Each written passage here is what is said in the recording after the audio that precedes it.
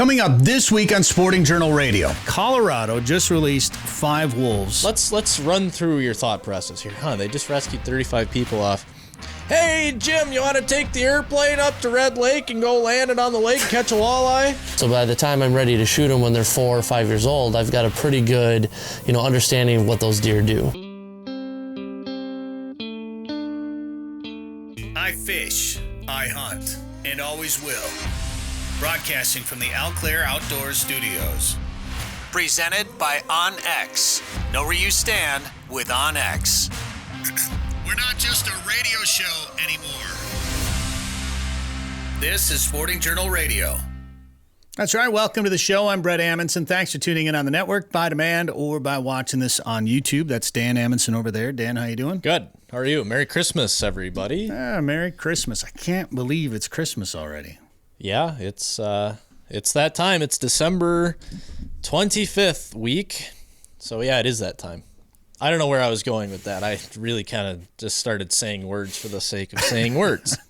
We're trained professionals, ladies and gentlemen. Do not try this at home. No David Eckhart this week. Where'd he go? I don't know. He's not here. I guess he decided to work today at his real job or something. I'm not quite sure. But what does he do in the winter? Not quite sure. I don't either. Well, I clicked on David's tab. That's what popped up. It's just an empty chair over there. Well, no, it's my face still. Oh, different camera 2. Yeah. You have camera 1, camera 2. Sure. Camera 1, camera 2. Riveting start to this show. Some really interesting things taking place in the outdoor world this week. We're going to talk about somebody trying to land a plane on Red Lake to go ice fishing. Huh? Glad everyone is okay. First thing I'll say right there. We're also going to talk about the release of wolves in Colorado and what that might mean, what that could do to the economy, what that could mean for hunting in Colorado, what that could mean for arguably the number one destination for elk hunters in the United States. It's a big, big thing. We've got some cool stuff lined up here for you. Joe Henry's going to join us. Also, I'll talk to Danny Thompson from Garmin about why he likes to deer hunt so much. First, though, Dan, who are the sponsors this week on the show? Live Target. Match the hatch at livetargetlures.com. Lake of the Woods Tourism. Lake of the Woods is the walleye capital of the world. Plan an ice fishing trip this winter at lakeofthewoodsmn.com. Haybill Heights Campground and Resort. Book a trip to Devil's Lake this winter. Learn more at haybillheights.com. Ottertail Lakes Country. Find your inner otter at ottertaillakescountry.com. And Prairie Sportsman. The new season starts in January. Watch episodes anytime, though, at the Prairie Sportsman YouTube channel. You gonna be all right there? That was a lot of words. Yep. Not as much air. All right. We got a brand new North American Waterfowl podcast episode available on our YouTube channel, also at sportingjournalradio.com. We talked to Nick Dockin. He's a researcher in Alaska. He bands a lot of waterfowl. He's got one of the wildest stories I've heard of a banded bird that he personally banded and then personally encountered again in Arkansas. So he put a neck collar on it in Alaska and then saw it again in Arkansas. I'm not going to give away how he saw it in Arkansas or what the encounter was like.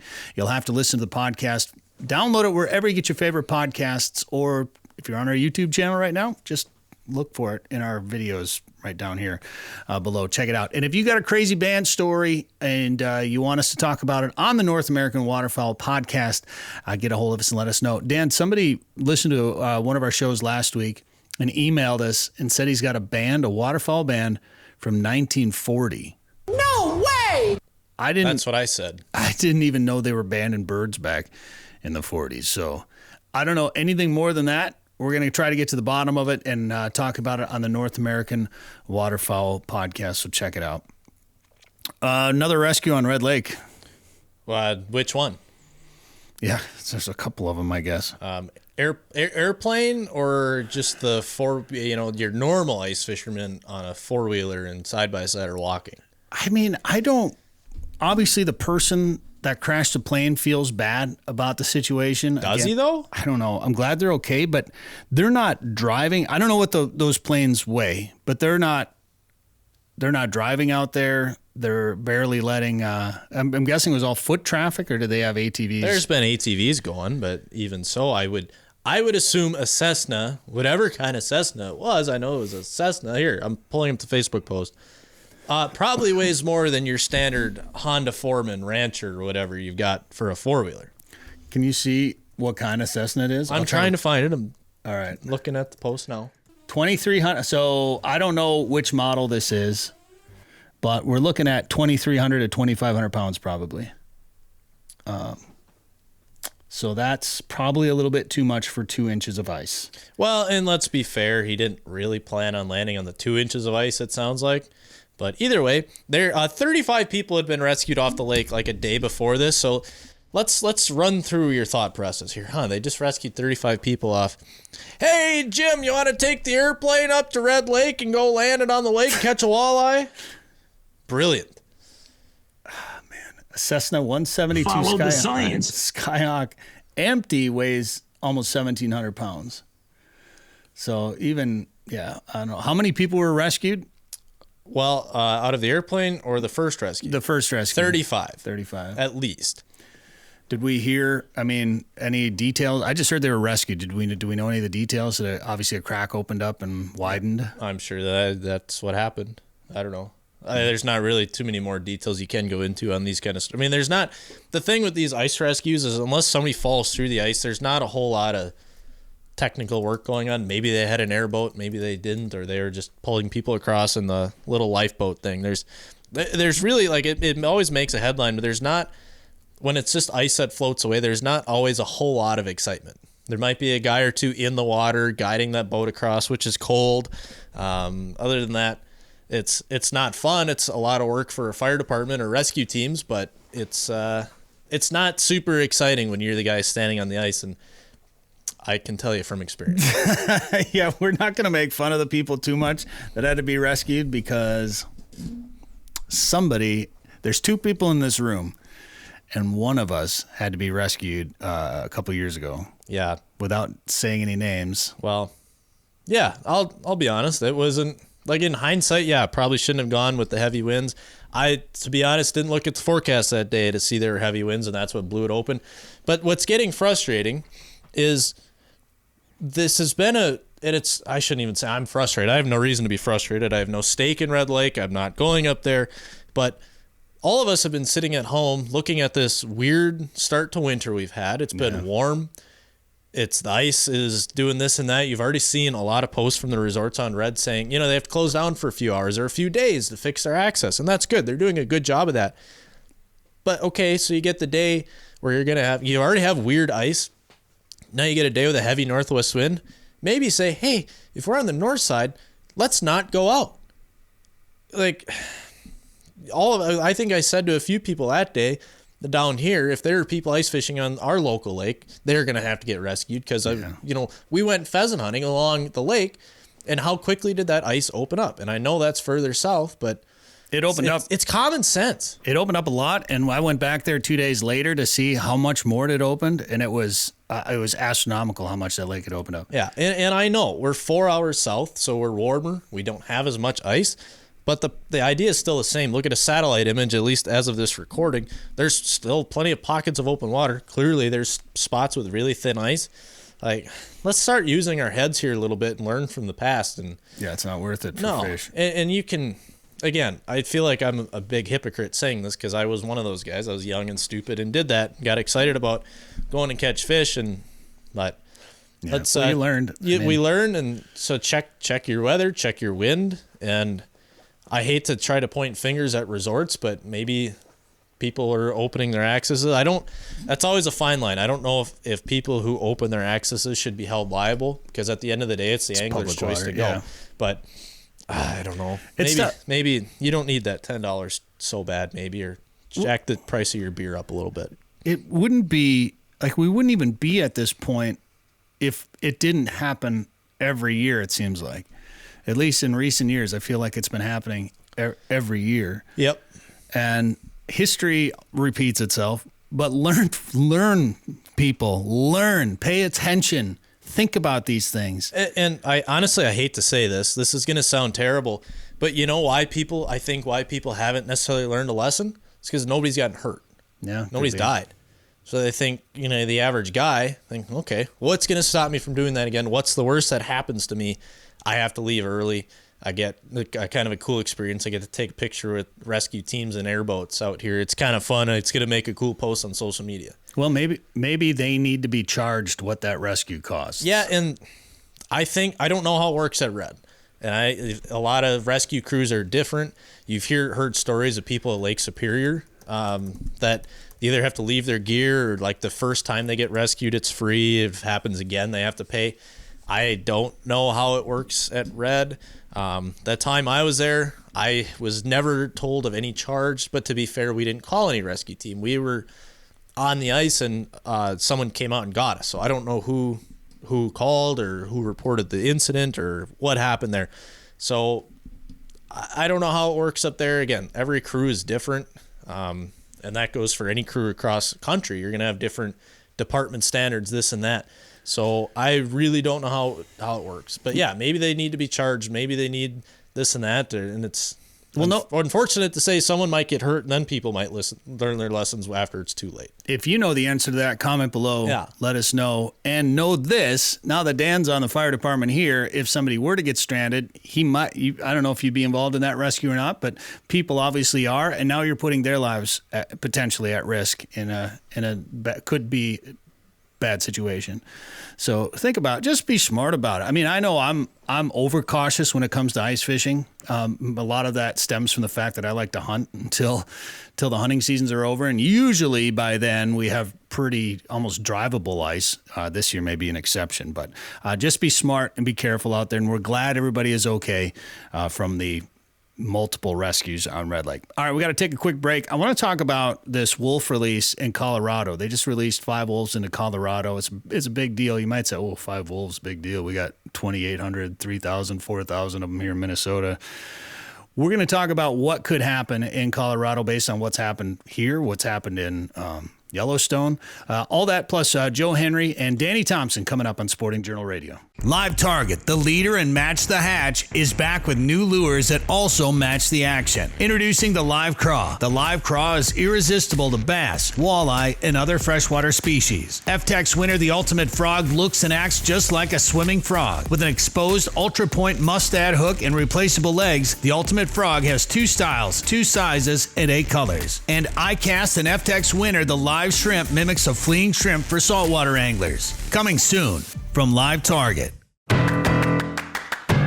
Ice fishing season is here. This winter, plan a trip to Devil's Lake, North Dakota. Not only will you have the chance to catch their legendary perch, but this year, Haybale Heights has been catching big walleye after big walleye. And they're doing it from a mobile, comfortable snow bear.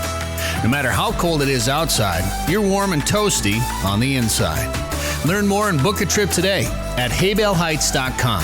That's haybaleheights.com. We're back, Sporting Journal Radio. Thanks for tuning in right here, wherever you're getting this or watching this on YouTube. I'm Bret Amundson, along with Dan Amundson. Colorado just released 5 wolves as part of a reintroduction effort. It's 3 years in the making. In 2020, voters narrowly passed a ballot initiative allowing wolves to be reintroduced into Colorado. It's 51% to 49%. So pretty slim margin of victory there in Colorado. And they released these 5 wolves. It was a majestic sight if you talk to some of the people that were there. I don't know. It's the first voter mandated reintroduction of the endangered species in the United States. And I don't understand it. Some people are saying it's one biologist that was there said it was a crucial, I wish I could find it, the quote here now. This is a moment of rewilding. So if you remember the conversation we had with the Sportsman's Alliance last week, that's what he talked about was rewilding. They're working to rewild the entire United States. And what that effect that's going to have, in a sense, that's going to reduce the game populations that we have, which is going to reduce the interest in hunting. And to me, that's the number one goal here. According to this biologist, though, this rewilding is doing something to stave off the biodiversity extinction crisis we are living in, to make a difference in this era of extinction. Let's be clear. Wolves are not extinct. Okay? Wolves are not extinct. They may not be in Colorado like they were 100 years ago, but a lot of animals aren't. And that's just the way things are going to work as human evolution takes place and the world changes and wildlife adapts to their surroundings. Do I want to see wolves extinct? No, of course not. But let's be clear here. You're just going to create a bunch of negative situations. Let's break some things down. According to the Colorado State University Extension, elk and mule deer would be the primary prey of these Colorado wolves. Over 430,000 mule deer live in the state. Colorado also supports over 280,000 elk, the largest elk population of any state. Now, I'll be curious to see what those numbers look like in 10 years. When wolves were reintroduced to Yellowstone, the elk population went from around 20,000 to 5,000 in just a few years. It changed the ecosystem that's still being researched today. It's increased the beaver population since willows aren't being browsed on as much anymore. So that's changing the way the waterways work. There are some environmental benefits to that. There's obviously going to be some negative impacts to that as well too. Wolves were once the most widely distributed land mammal worldwide. Today they inhabit parts of North America, Europe, and Asia. As long as people tolerate them, wolves can persist in regions with many people. As long as people can tolerate them, that's the key takeaway there. Since most people don't live where wolves are, of course they can tolerate them because they don't have to deal with them on a daily basis. A lot of wolves live in Minnesota. We have 5.6 million people here, whatever it is. For comparison, Colorado has 5.8 million people. Colorado's population is heavily concentrated in the Front Range with only about 10% of the residents living in the Western Slope. That's where the wolves are going to be. So 10% of nearly 6 million people have to deal with what 90% of the state doesn't have to deal with. And the majority of the people in that state just voted for that 10% to have to live with wolves. Another comparison, over 11,000 wolves live in Europe, including near large cities. This is about twice as many wolves as the 6,000 that now live in the lower 48 of the U.S. This is according to Colorado State Extension still. And what's hunting like in Europe now? The big game animals. It's not like it once used to be. Sweden, Norway, and Finland in 2022 just had major hunting seasons to reduce the wolf population. The reduction is to maintain population goals and reduce negative human interactions such as big game predation, hunting dog kills, and other factors. Now, with Colorado releasing these wolves, what does that mean for the Colorado economy? Well, in a 2016 article in the Post-Independent newspaper in Glenwood Springs, Colorado, they get more than 250,000 licensed elk hunters. More than 10,000 of them will hunt just in this local area where this newspaper's from. Elk hunting is Colorado's top big game draw. They have a 22% success rate. Mule deer hunters have a 50% success rate. They sell more big game licenses in Colorado than they do in any other state. They harvest more elk than any other state. In 2016, $919 million went into Colorado from hunters. So you reduce that elk population. I don't know if it would be as dramatic as what the reduction in Yellowstone would be, but you're talking about millions and millions of dollars that could disappear from Colorado's economy. Together, hunting and fishing in Colorado bring $3.25 billion. Hunting and fishing also support more than 25,000 full-time jobs across the state. License fees from hunting and fishing also support jobs in conservation and allow Colorado's conservation programs to operate without reliance on tax funding. Could you imagine if all those wealthy people in Colorado all of a sudden had to pay taxes to support all these things that hunters and anglers pay for now? Things would come to a halt in a hurry. So if the elk population were to drop almost 75% like it has in Yellowstone after the reintroduction of wolves in Colorado, there's going to be a huge economic impact, loss of jobs, loss of tourism, and a lot of unhappy hunters and business owners. Small towns might disappear, which ultimately is what a lot of these people that are against hunting want. They want everyone to live in big cities where, ironically, they're probably doing more damage to the environment. So we have to be aware of what's going on in these other states. Obviously, we're well aware of what's going on in wolves in Minnesota. So this thing that just took place in Colorado, they brought wolves in from Oregon. If you're watching this on YouTube right now. Sam Sohold is brilliant. That's hilarious. Man, I'm so glad I don't live in Colorado. All right, real quickly, before we move on here, I want to talk about Pheasants Forever. I just want to thank Pheasants Forever for using one of my photos on their latest issue of the Journal of Upland Conservation. See if I can show this without the glare. Some hen pheasants flying through the snow during the winter, flying into a food plot. Thank you very much, Pheasants Forever. I had a few people disagree with my praise for this conservation organization, and their justification for their dissatisfaction was buying land, selling it to the state, and then reducing the property taxes that were going to the local communities with the state purchasing these properties. So I dug into it because I don't want to see local economies lose money. And one could argue that having the state hunting grounds brings new money into the area as well. But what it also does is it brings in PILT payments, so payment in lieu of taxes. Now, what does that mean? When Minnesota buys property and designates it a wildlife management area, they pay money to the county in lieu of those taxes. And they usually, one quote I got was 98% of the cases, they're paying more money than what the local taxes would have been. For example, 2015, 70 acres was purchased in Stearns County. The PILT payments were $1,355. The tax payments the previous year were $645. So Stearns County received $710 more from the PILT payment than they did from property taxes. So there you go. PILT payments probably going to bring in more to the economy. Plus, you can increase your tourism base to that local area as well, bringing more money, more jobs, and benefiting businesses in those small town areas. All right, we're going to talk fishing. We're going to talk enough about money and politics and all that stuff. We're going to talk about ice conditions at Lake of the Woods, how the fish are biting, and deer hunting with Danny Thompson all on the way. 852 million acres of public land, 147 million private properties, all in the palm of your hand.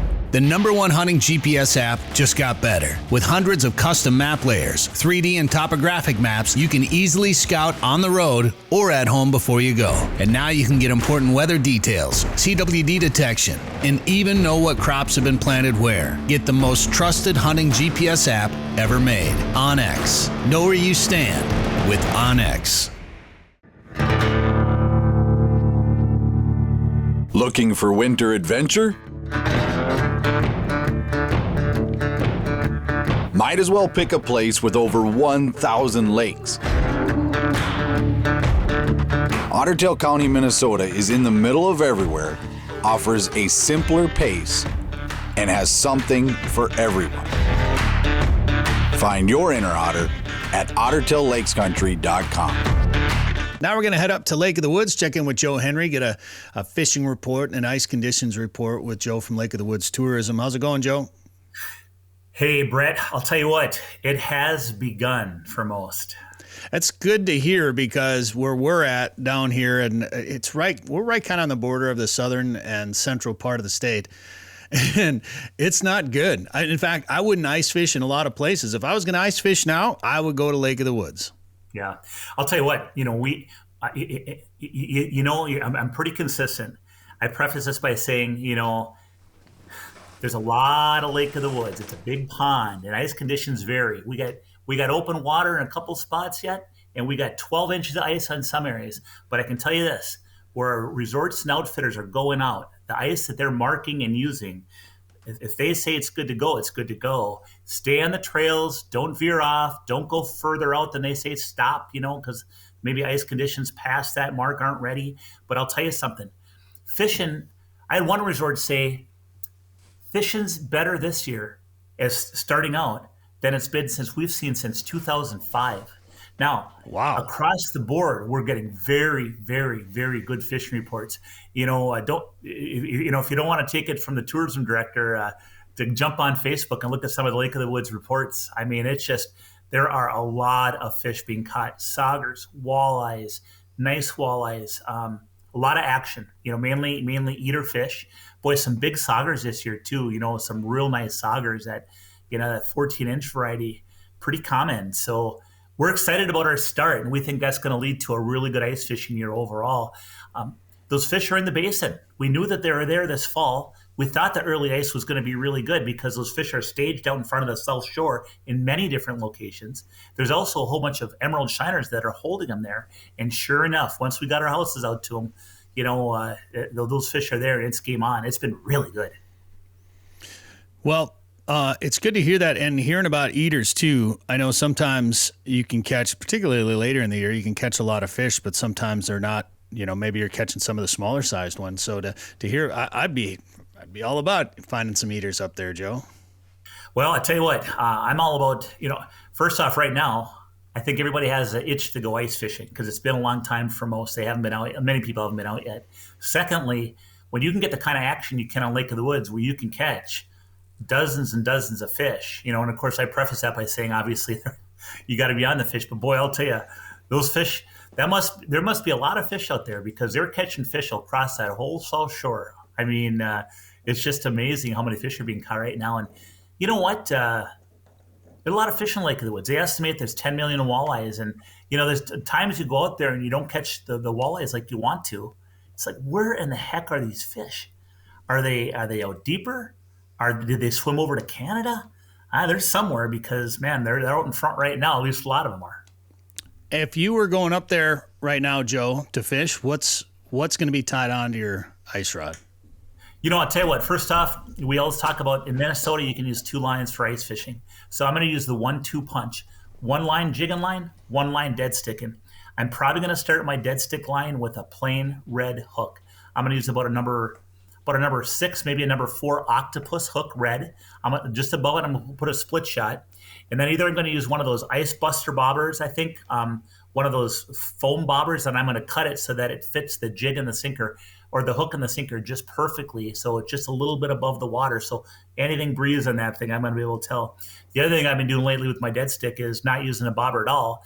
I've been using the bobber stop to mark the water level where I want to set it, but then I set my rod either on the floor of the fish house or I set it on a bucket.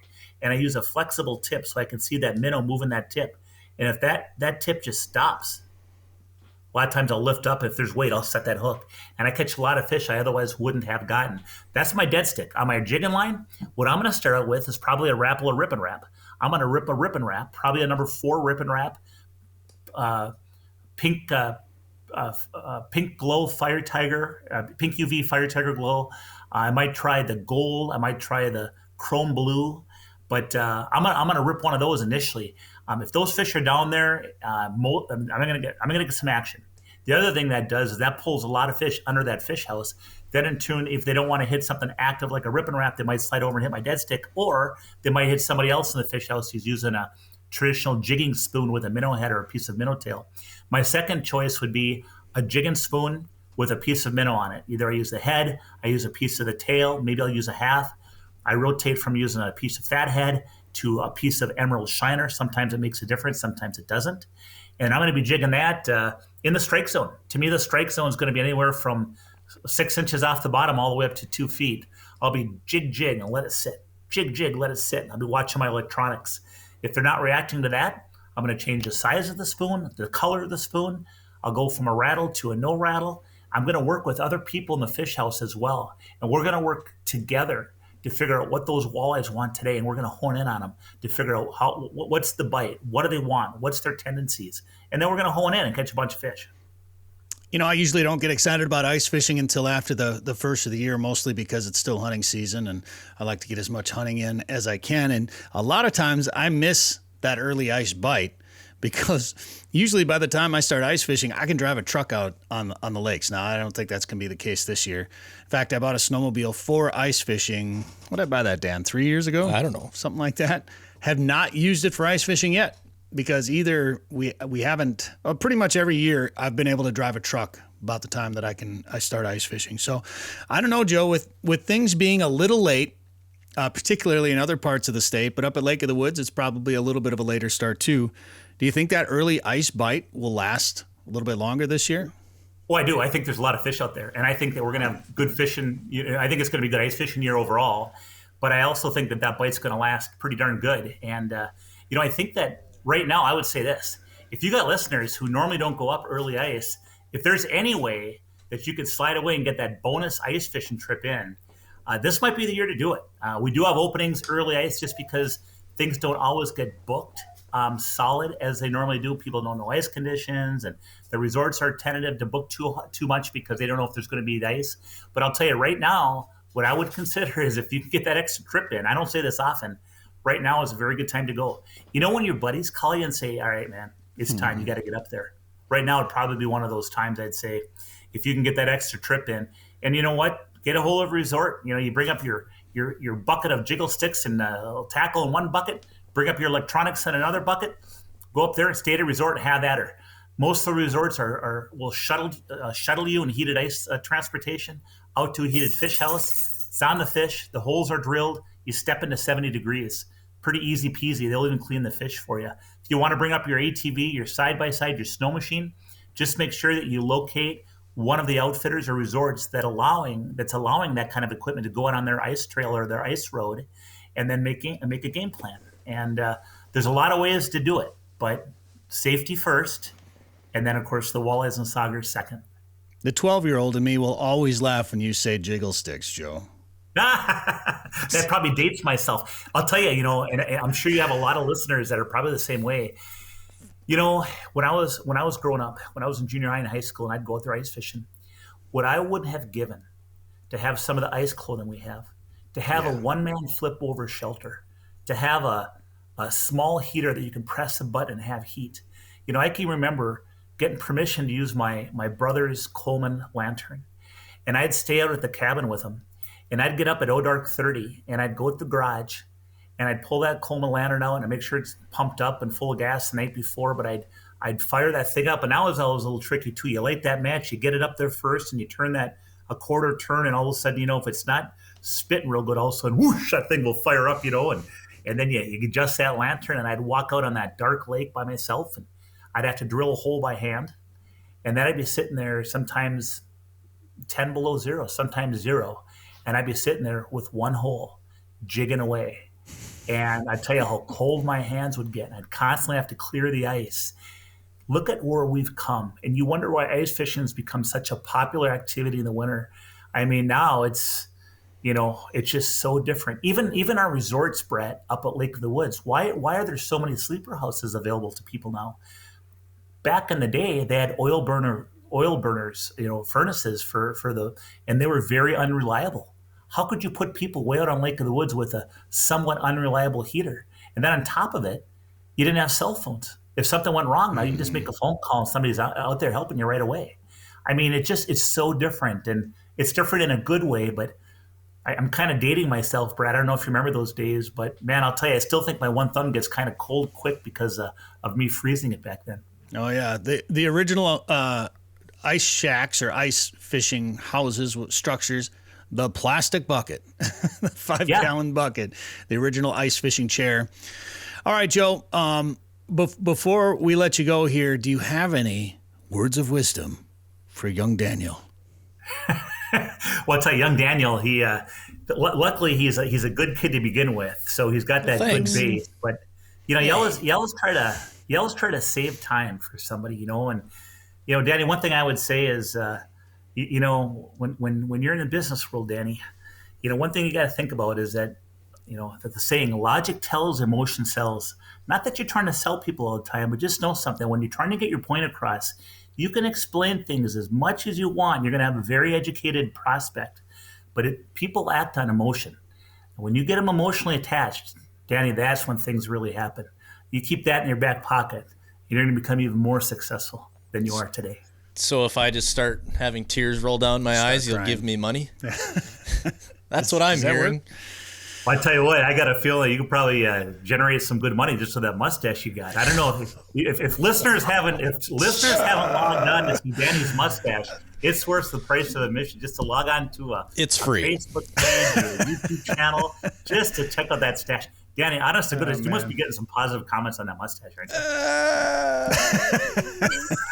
Well, to say I haven't received any monetary bonuses because of it yet. So I'll put my Venmo on the screen here or in the comments so people can Venmo me if you want. It's Christmas time. It's the season of giving. I'll shed a tear if you do. There you go.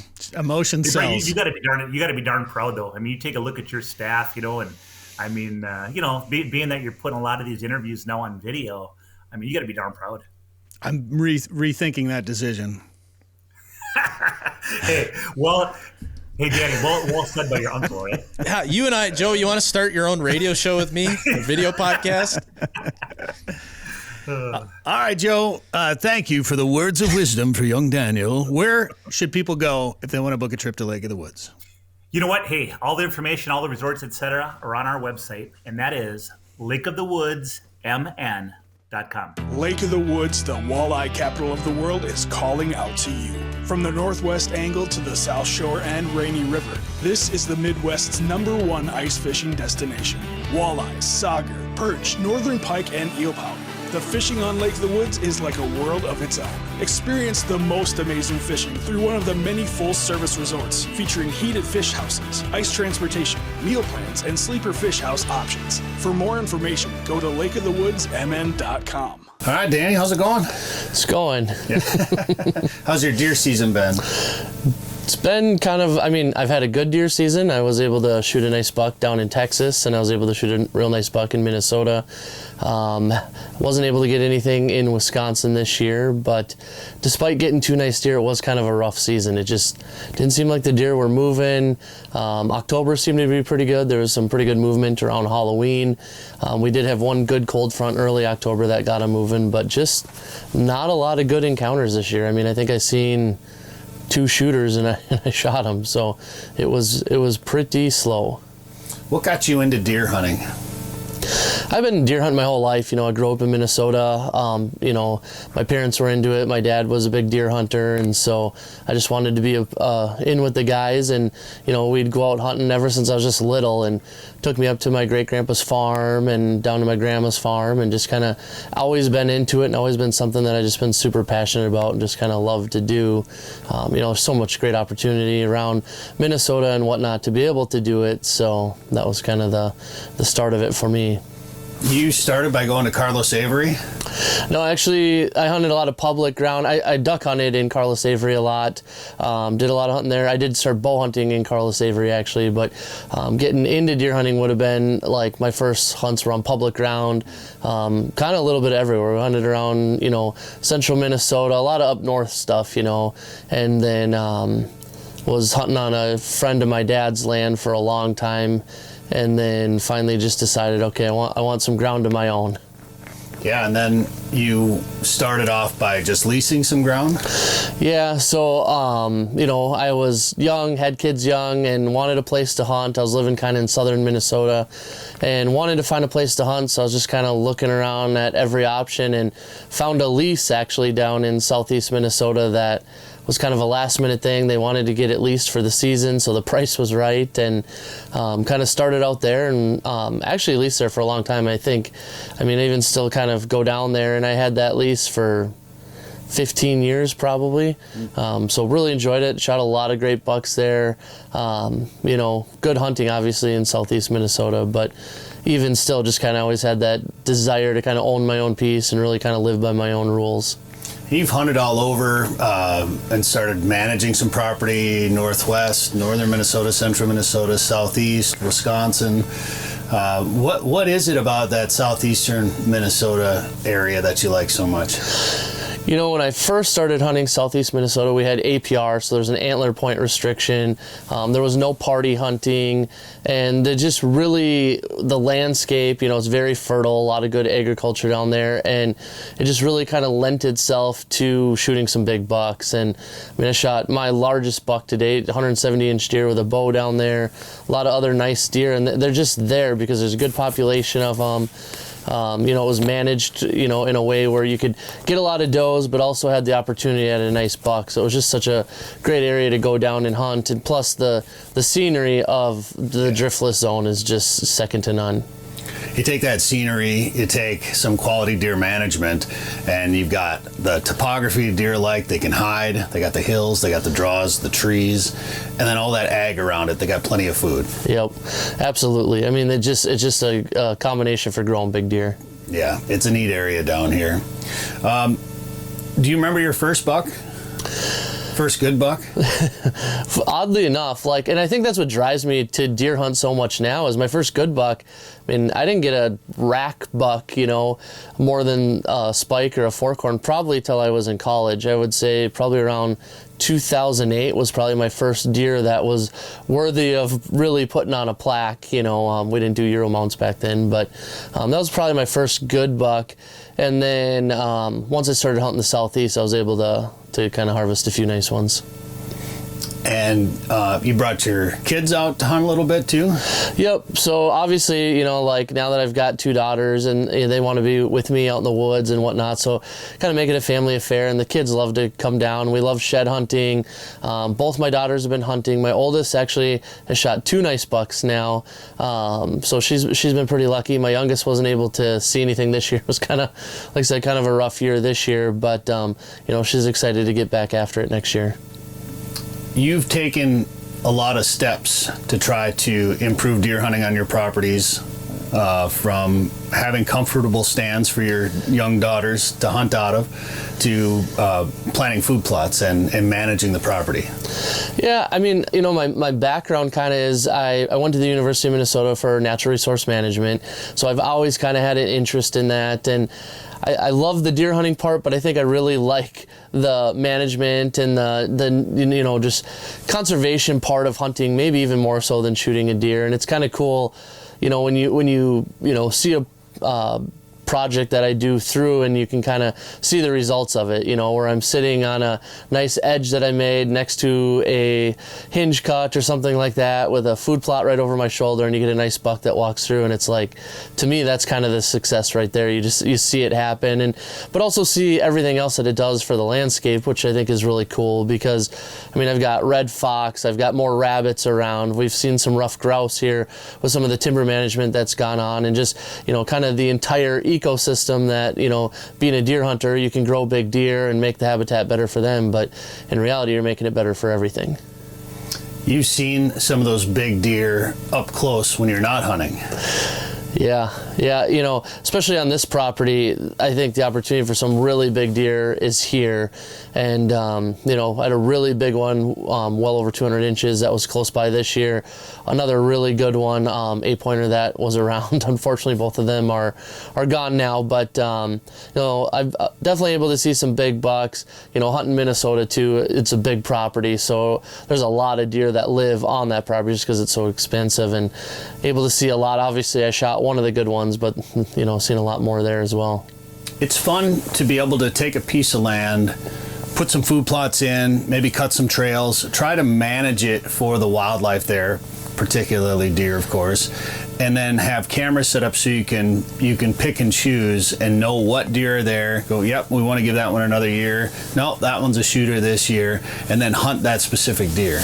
Yeah, absolutely. And I think too, just like the amount of information you can learn about deer and specific deer, I mean, it's interesting how one big buck to the next can have a completely different personality, and their ranges can be completely different. You might have one bigger, older, mature buck that likes to kind of roam around a little bit, and another one that really just kind of stays tight to specific properties. So, being able to use cameras and hunting a lot, just having a lot of like observation sits, I'll call them, where, I'm kind of just learning about the deer and their travel patterns. So, a lot of times the deer that I'm after, like I'm learning about them right now when they're a 2-year-old and they're a 3-year-old. So by the time I'm ready to shoot them when they're 4 or 5 years old, I've got a pretty good, understanding of what those deer do.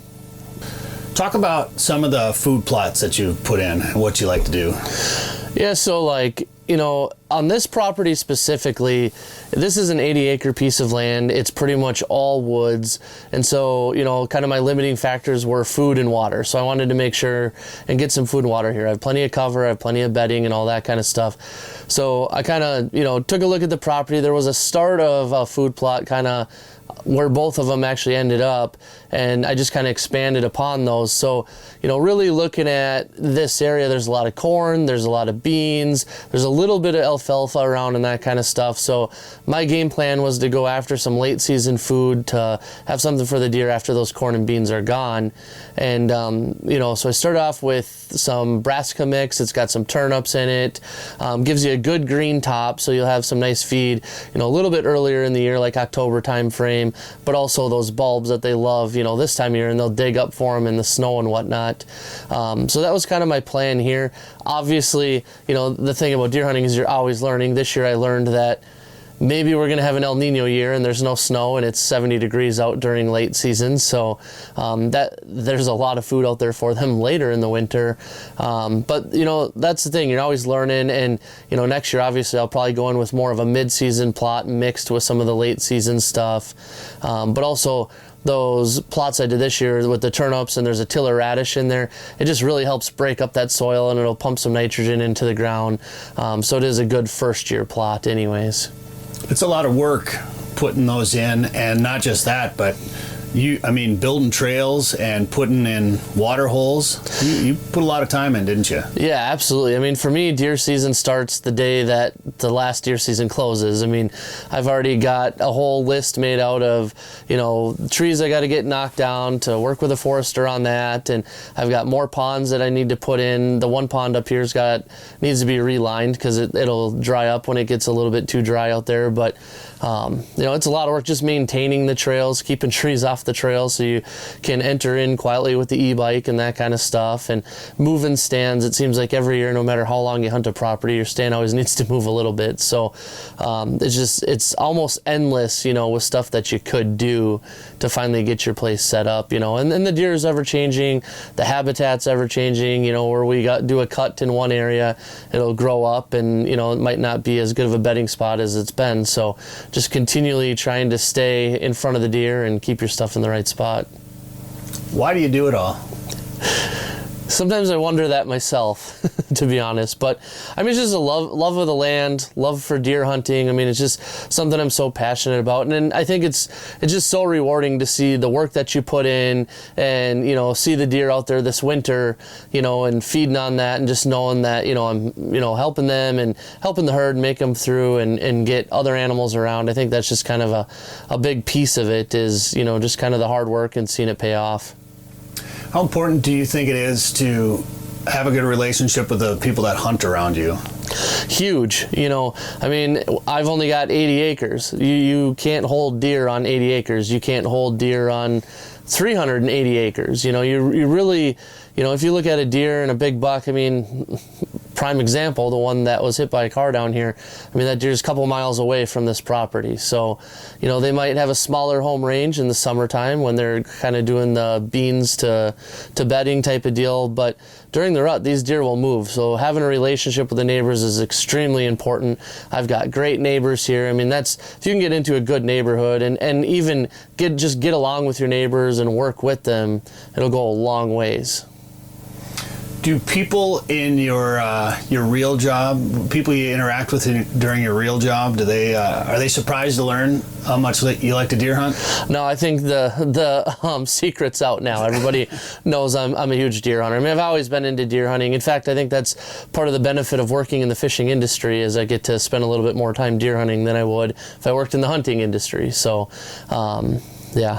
You're working with Garmin year-round, but really the ice fishing is really kind of your wheelhouse, right? Yeah, and it's a cool piece. I'm from Minnesota. We came out with some really cool technology with forward-facing sonar, and being up here and being an ice fisherman, we're like, we got to use this ice fishing. So, that's been a big focus for me the last few years, but we've grown so tremendously over the years that I do get to do a pretty good wide variety of stuff, but ice fishing is for sure my focus. How happy are you that it's a late start to ice fishing this year? Very happy. You keep deer hunting. Very happy. Yeah, this is a very stressful time for me because it's like I'm trying to deer hunt as much as possible, trying to be with the family, but also, work is picking up. There's ice shows every weekend nowadays, it seems like. So, trying to cover all that stuff and be at that stuff, but also be in a deer stand, it gets tough. So, would you want to find more time to maybe manage property for other people? Yeah, absolutely. Last year I kind of dabbled in it a little bit. I've got a tractor, and as soon as your buddies find out you have a tractor, then their buddies find out you have a tractor. So It's like having a pickup. Absolutely. In fact, I took a week of PTO last summer just to go do food plots, and I really enjoy it. And I've, getting the text messages from other people where I went and planted a food plot for them and maybe gave them some ideas on where to put a mock scrape and a water hole and kind of that system I do, and see it work for them. I mean, it's just as rewarding, I feel like, as me shooting a deer. It's almost like being a guide in a sense, I like doing it. I like seeing other properties. I've gone everywhere from, northern Minnesota, central Minnesota, southeast Minnesota, doing plots this past year. And I mean, it's super fun, and just being able to learn all these different properties is rewarding. You've got a property in Wisconsin. You run into black bears once in a while? Oh, yeah. It's funny, I swear the same, parallel with Minnesota, there's less bears, this far south of Minnesota, but there's a healthy bear population here in Wisconsin. And I even had one that was a little bit angry at me the other night when I was coming out of my stand, and tried scaring it away, and it wasn't going away. And then even it circled downwind and still came at us. So, definitely a lot of bears here in Wisconsin, that's for sure. But, is what it is. It's weird that there'd be, you're right, we're same, like, they don't come this far south primarily. You might get a male in the spring traveling south that's lost, but what? I don't know, it's weird that they're here. And it's funny, though, because, even having a property just across the river in Minnesota and a property here in Wisconsin, the landscape is really different. It's all the driftless zone, but we got a lot of basswood and a lot of sugar maples and a little bit of oak here. And then you kind of cross the river and you really get into a lot more oak ridges, and you start seeing some of those hickories and some of that kind of stuff. It almost feels a little bit more of a southern climate when you cross the river into Minnesota. So. It's all the cheese over here, I think. Yeah, no Cheese doubt. and sausage. All right, Danny, thanks for the time today. It's a good time. Yeah, no, thank you. This was fun. Sporting Journal Radio is a division of Macaba LLC. If you've got a question, comment, or story idea for us, send us an email. Go to sportingjournalradio.com. While you're there, you can learn how to advertise on the show and visit our store for hats, hoodies, coffee mugs, and more. Go to sportingjournalradio.com.